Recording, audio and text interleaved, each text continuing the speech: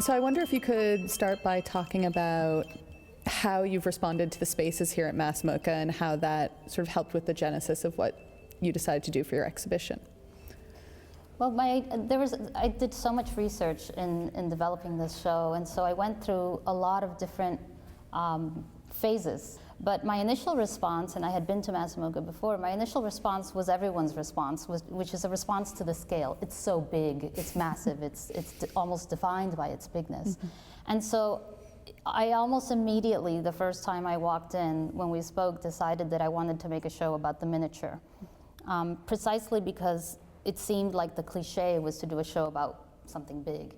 So what I started to find in my research and in my thoughts about how to use the space and the scale of the space and the tiny sculptures is this sort of recurring connection between the very large and the very small, so that there was a sense of what Bachelard refers to as intimate immensity, where the very tiny miniature intimate experience was actually present in the vast panoramic landscape, and that sort of immense panoramic landscape became really present in the tiny little gesture.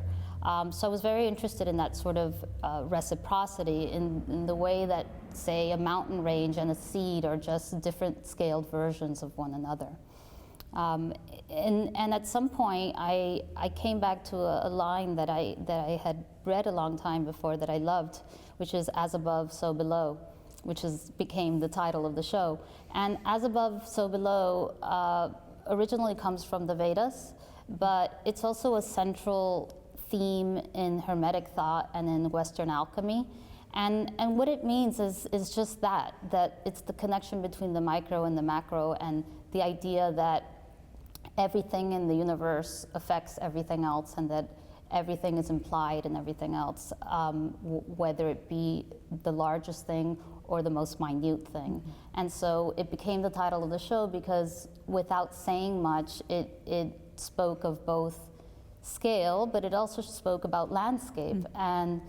And the notion of "as above, so below" became almost like that horizon line in landscape for me that separated what's underneath you and what's above you. You've often said that your work is about the ambulatory viewer, that you actually have to move through the exhibition to completely understand it. So when you walk into the space, you will be surrounded by a very large installation called Sfumato Epic, and it's made out of many tens of thousands of small graphite pieces and drawing marks that surround you as you walk into the entrance. Beyond that, as sort of a background to that, you'll see a very large panel from my golden series that's a highly reflective gold, and it's almost like looking at a scene, a landscape vista from a distance. So what starts to happen is, again, those concentric landscapes keep sort of nesting inside of one another, and so the idea that it's a show meant to be seen by moving is something that's central to all my work, in the sense that all of those vistas really develop and sort of emerge and appear and disappear and dissolve and sort of materialize by the visitor herself. Mm-hmm. I sometimes liken it to the effect of a moving camera. Mm-hmm. So by moving around it, it's then you that sort of surrounds that landscape, and there's this flip-flopping with scale, but with container, with inside and outside, mm-hmm. with are you in the inside looking out, or are you on the outside surrounding this mm-hmm. landscape? And what's interesting about the moving viewer for me in the space, in those sort of spaces I've created, is that one really starts to trace and to compose what that landscape of the show, the show almost creates its own landscape, mm-hmm. but it's created by that ambulatory viewer who's sort of stringing together these small moments, almost like film stills that are then kind of stacked up in your mind.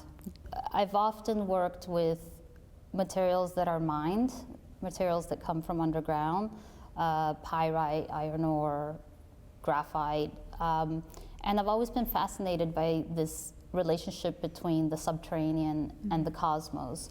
so what's above again and what's below, but a lot of the materials in the show have been extracted, literally extracted from underneath the earth, and there's something very poetic about how that material reality, physical reality, ties into some of the concepts.